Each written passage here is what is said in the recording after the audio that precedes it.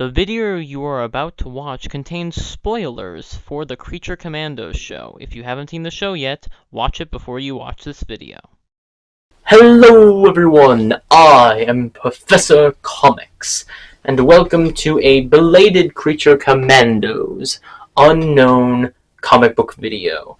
Yes indeed, this video is all about the team known as the Creature Commandos.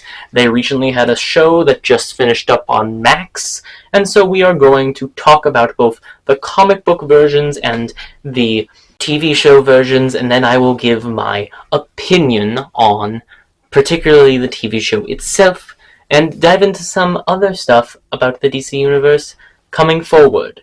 So let's dive right on in with the backstory in the comics specifically.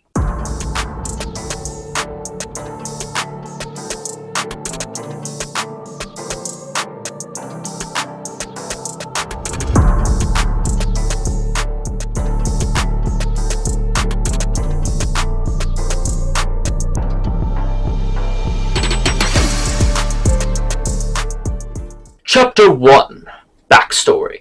In 1941, World War II was off to a horrible start, and the US needed to jump in. However, we did not want to fight with human warriors, so instead we created a task force called Task Force M, M standing for Monster. This meant that we were using monsters, or rather, our own made monsters. You see, we grabbed 3 specific officers, Warren Griffin, Vincent Veckler, and Elliot Lucky Taylor, who were transformed into horrifying monstrous warriors known as Wolfpack, a regular vampire, and Patchwork. Patchwork was actually just a Frankenstein variant that they could not legally call Frankenstein. Then later on, joining the team was Dr. Marina Rhodes, aka Dr. Medusa, and JAKE1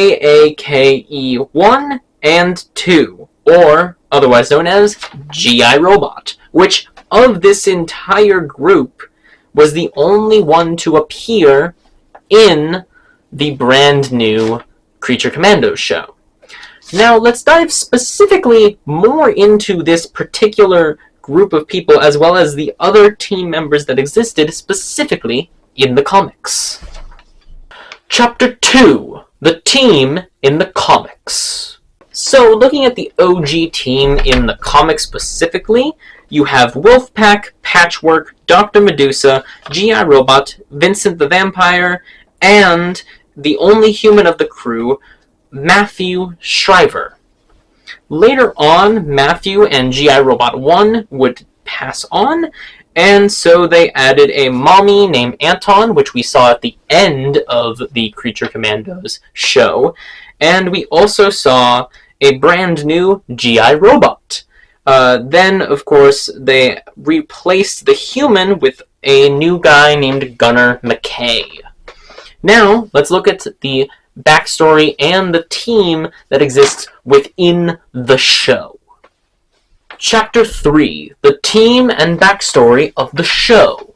So, Task Force M was actually created by Amanda Waller in the show, and this was actually because of a new problem, which was connected to saving the Princess Rosavik and defeating Cersei. However, it turned out that defeating Rosavik and Cersei was the entirety of the plan, as Rosavik and Clayface were working together to take over the world, as well as possibly Gorilla Grodd, who we might see in the new upcoming Superman movie, which will be very fun to watch. Now, the team within this show is Rick Flag Sr., as well as the Weasel, G.I. Robot 1, the Bride, Dr. Phosphorus, and Nina Mazursky.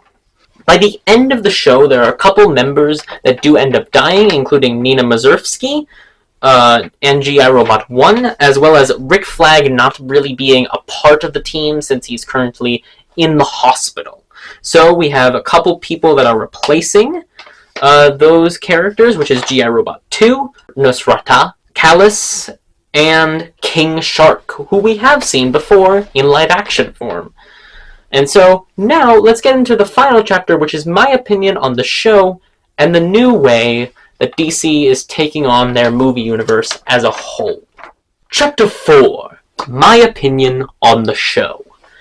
You see, I love the DC universe. It has been my favorite universe since I started comics when I was really young, younger than I am now. And I have always hated the live-action movies because they don't do the comics justice. I think the animated shows are what bring the comics to life because that's kind of what you always envision. I think Marvel has done a really good job with their live-action stuff, and I recently just saw the trailer for the Fantastic Four movie, or at least the teaser trailer. I loved that. I think it's going to be much better than that Captain America movie that's coming out this month. So I'm interested to see that one, but I don't really think it will be good. Either way, looking specifically at Creature Commandos, I think that this show does an amazing job of bringing emotional power to each character, giving you an episode on each one so that you can really feel each of them and empathize with them and even cry a little bit when something goes wrong in their lives. These are meant to be characters that you can empathize with, and I think James Gunn does a really good job of always doing that. He's made Guardians of the Galaxy and Suicide Squad and Peacemaker, which all have those moments. However, there is a problem, and it's a slight problem. It's particularly with the music. You see, I'm going to refer specifically to the scene that happens in episode 2. We see the bride get very upset that Victor Frankenstein was killed brutally by Frankenstein the monster. As the crying happens, we don't really hear it, and what ends up happening instead is this music montage. And that's what I don't like, is the music in this show. It takes away and pulls the audience back a bit, in my opinion. The show itself is great, and making the different stories can be very interesting to watch.